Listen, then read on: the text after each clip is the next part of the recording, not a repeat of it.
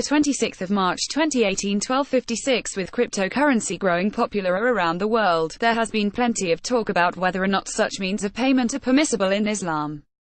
In fact, several Muslim clerics have spoken out against digital currencies, with most of the attention targeting Bitcoin.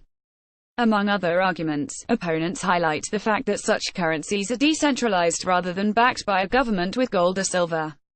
Since they operate outside of the traditional control of regulators, digital currencies have been linked to money laundering as well as the sale of illegal drugs and weapons.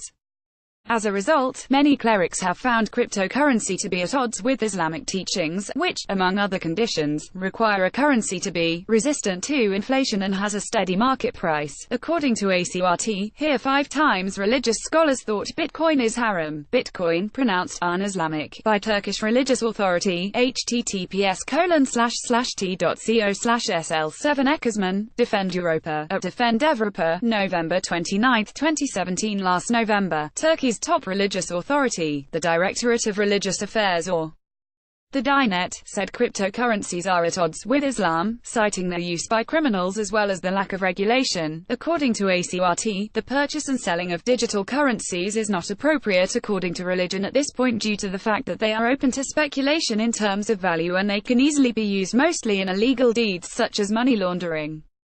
They are also far from state auditing and supervision, the Diyanet's statement read.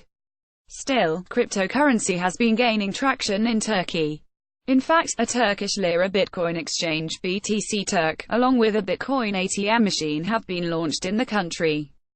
During his program Ask Zad in December 2017, Jeddah-based cleric Asim al-Hakim voiced his concerns over the use of Bitcoin, saying it is prohibited under Islamic law.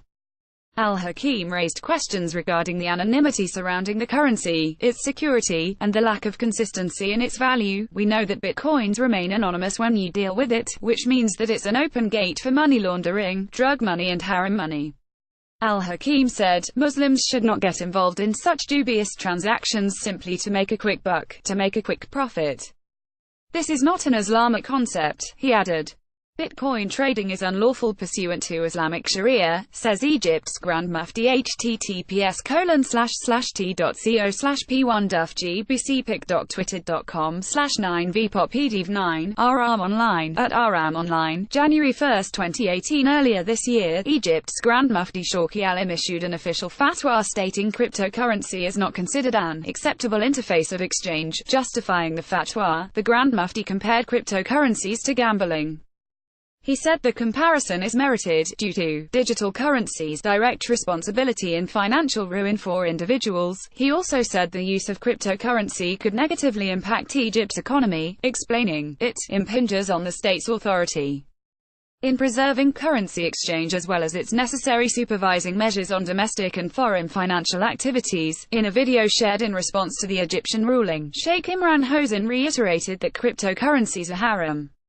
However, he disagreed with the argument Egypt's Grand Mufti used. According to Hosen, who is of Indian descent and was born on the Caribbean island of Trinidad, digital currencies are haram because they have no intrinsic value. Hosen explained that according to the Quran, money should have a value that can be stored successfully over a long period of time, which is not available in cryptocurrencies. The value jumps up and down like an Australian kangaroo, he said.